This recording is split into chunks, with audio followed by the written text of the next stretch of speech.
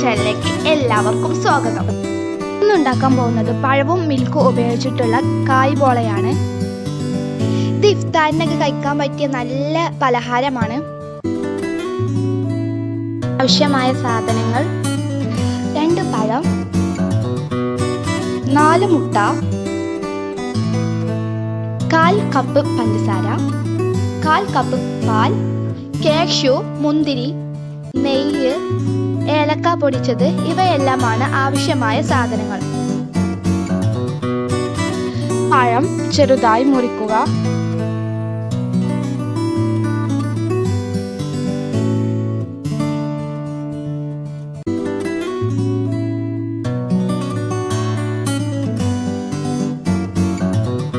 മുട്ട ഉടച്ച് നന്നായി ഇളക്കുക.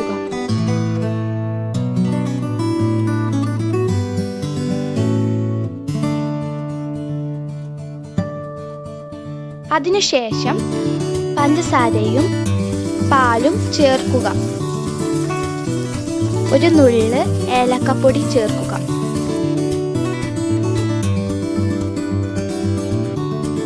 ഇവയെല്ലാം വീണ്ടും നന്നായി ഇളക്കുക.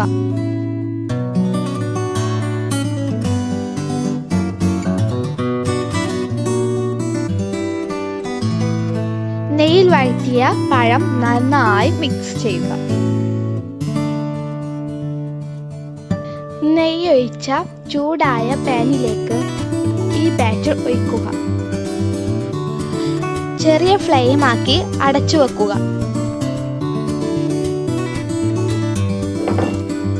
10 മിനിറ്റിനു ശേഷം നെയ്യിൽ വഴറ്റിയ കിസ്മിസും കാഷ്യൂം വിതറുക.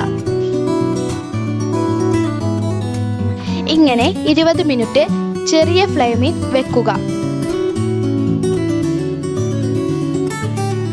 അടിപൊളി കായ്പോള റെഡിയായിട്ടുണ്ട്.